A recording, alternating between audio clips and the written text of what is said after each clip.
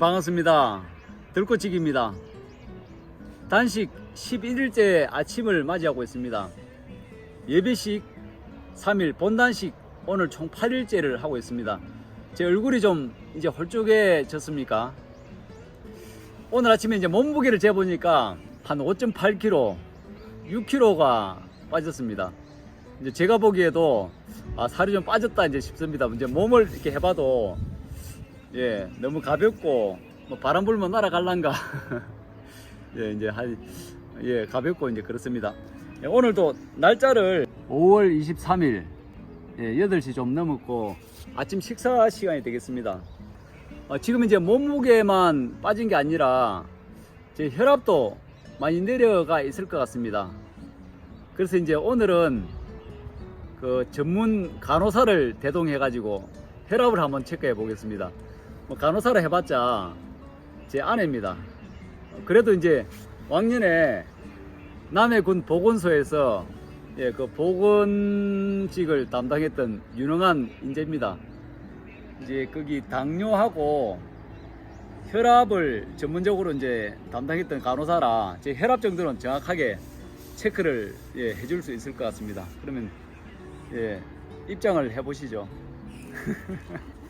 그 전자혈압기를 하면 이렇게 서로 확인하기 편한데 또 이제 그 손으로 재는 혈압기가 더 정확하다고 뭐 그런 이야기도 합니다. 그래서 이제 그래도 이제 전문 간호사니까 제가 믿고 제 혈압은 한 번씩 제 아내한테 궁금할 때는 이게 부탁을 합니다.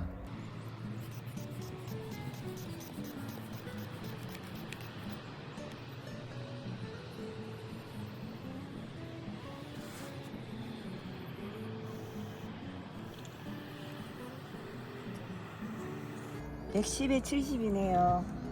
110에 70. 뭐 혈압도 괜찮은 것 같습니다. 저도 이제 그 혈압 때문에 고민이 많았습니다.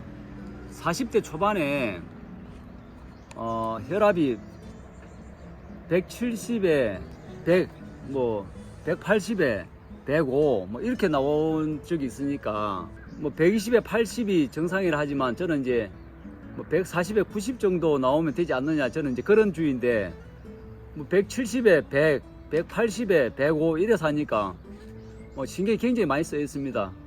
근데 이제 요런 이제 단식을 통해 가지고 혈압이 이제 정상이 되니까 약을 안 먹어도 되고 참 놀랍지 않습니까? 이제 평생 이제 약을 먹어야 이제 혈압 조절이 된다고 생각하던 차에 전홍윤 박사님을 만나 가지고 이제 단식을 통해서 혈압이 정상이 된다. 참 이렇게 믿기지 않는 이야기인데 또 그런 세계가 있더라고요.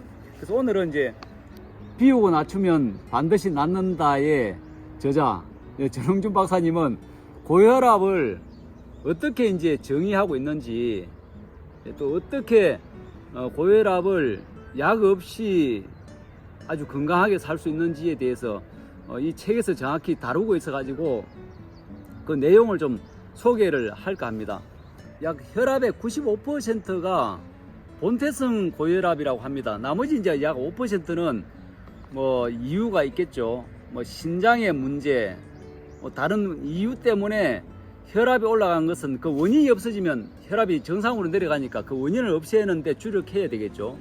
고혈압의 약 95% 정도가 본태성 고혈압이라는 게 이제 원인 없이 그냥 이제 혈압이 올라간다는 이제 그런 이야기를 이제 정의를 내리고 있습니다. 이제 이렇게 되면 대부분 이제 약을 먹어서 혈압을 조절하는데, 여기 이제 비우고 낮추면 반드시 낫는 자의 저자 전홍윤 박사님은 그렇게 할 필요가 없다. 혈압이 높은 것은 혈압이 높은 게 이유가 아니라 이제 그 혈관을 타고 도는 혈액의 끈적함, 또 이제 혈액 속에 쓰레기가 많아가지고 지방이 많아가지고 피의 속도가 느려져가지고 혈관에 압을 받아가지고 그래서 이제 혈압이 올라간다. 이제 그렇게 정의를 하고 있습니다. 여기 이제 뒷장에 있는가 보면 제가 말한 그대로 이제 이렇게 이야기를 하고 있는데 잠깐 읽어보면 제가 말한 그대로입니다. 혈압이 높은 게 잘못이 아니라 혈관이 좁아져 있고 피가 끈적끈적해진 것이 잘못이다. 혈압이 높다는 것은 지금 혈관이 좁고 피가 뻑뻑하여 잘 흐르지 못하기 때문에 어쩔 수 없이 심장과 혈관이 안간 힘을 쓰고 있음을 알려주는 신호다. 제발 피를 좀 맑게 해주세요. 혈관 내벽을 깨끗하게 해주세요. 라고 호소하고 있는 것이다. 이제 그렇게 이제 이렇게 정의를 하고 있습니다. 저도 이제 그런 범주 안에 드는 혈압이었으니까 본태성 고혈압처럼 원인이 없이 이제 혈압이 180에 100, 뭐 이렇게 105 이렇게 올라간 거니까 이제 요런 논리가 맞다면 이렇게 따라 해버리면 혈압이 이제 내려간다는 이야기가 되잖아요. 그래서 저는 이제 2008년도에 단식을 통해 가지고 혈압이 120에 80을 거의 유지하고 있고 좀 높아야 뭐 130에 80 뭐 그 정도 유지를 하고 있으니까 정말 놀랍잖아요. 혈압을 이제 유지하는데 이 단식이 정말 유익하고 이제 그 단식의 그 과정을 통해 가지고 우리 혈액 속에 있는 중성 지방이나 또 각종 노폐물의 어떤 찌기들, 걸쭉함이 해소가 되니까 피가 그냥 시냇물처럼 맑아진다는 거죠. 그러니까 이제 심장이나 이제 이런 데서 압력을 안 높여도 혈액이 돌아가니까 이제 혈압이 낮아지는 거죠. 그것도 이제 일순간에 높아졌다 낮아지는 것은 의미가 없고 단식 마치고 난 뒤에 그냥 혈압이 올라가 버리면 무슨 그 의미가 있겠습니까? 근데 그것이 유지되는 게 중요한데 그게 유지가 된다면 얼마나 놀라운 일입니까? 그래서 저는 이제 일정한 주기로 단식을 통해 가지고 혈압을 유지하고 있고 이제 그것을 하기 위해서는 이제 단식뿐만 아니라 일정한 운동 내지는 음식의 조절 이런 것들이 필요하겠죠. 이제 그것을 통해 가지고 혈압약을 안 먹는 것만 해도 정말 이제 큰 이제 다행이다 싶습니다. 이제 우리는 나이가 들어가면서 이제 약을 안 먹는 사람이 거의 잘 없고 대부분 이제 뭐 50대, 60대 되면 약을 이제 서너 가지 정도, 뭐 고지혈증, 고혈압, 당뇨 이래 가지고 뭐 한두 가지, 두세 가지는 이제 그냥 다반사 먹는 것으로 이제 알고 있는데 이런 단식을 통해 가지고 약을 먹지 않고 건강한 삶을 영위할 수 있다. 정말 참 이렇게 놀라운 이제 방법이다. 저는 그렇게 생각합니다. 그리고 이제 제가 이거 단식의 방법을 이제 이야기하면서 계속 이 표를 제가 이제 보여주고 있습니다. 여기에 보면 제가 이제 본단식 10일째 방법인데 저도 이제 과정에 있습니다만은 요 먹는 이제 그 중에 녹은 하는 것은 발효액이고 생강차, 감잎차, 죽염되어 있는데 오늘 이제 요 감잎차에 대해서 설명을 좀 드리려고 합니다. 이제 요 표를 없이 그냥 이제 중국구구식으로 그냥 이렇게 단식을 해버리니까 그냥 뭐 식사 때 돼가지고 뭐 주스 한 잔 이렇게 달랑 마시고 그냥 이제 물 정도 마시고 이제 이렇게 지내시는데 그렇게 하시 마시고 이제 감잎차를 먹는 이유가 이제 있거든요. 이제 40대, 50대 되시는 이제 뭐 남자분들도 마찬가지고 특히 여성분들 우리 피부에 관심이 많지 않습니까? 다이어트는 필요한데 살이 빠지면서 이제 이제 피부에 탄력이 떨어지는 것에 대해서 뭐 상당한 스트레스를 받는데 감잎차를 먹는 이유가 그것을 보완하기 위해서 감잎차를 먹는 거거든요. 우리 몸에 이제 3대 영양소가 탄수화물, 지방, 단백질, 이제 그게 3대 영양소인데 이제 이 3대 영양소를 우리 몸에 가지고 들어가기 위해서는 비타민과 미네랄이 있어야 되는데 대부분 이제 탄수화물, 단백질, 지방은 영양 과잉으로 넘쳐나고 비타민과 미네랄은 적어가지고 이게 균형이 안 맞다는 겁니다.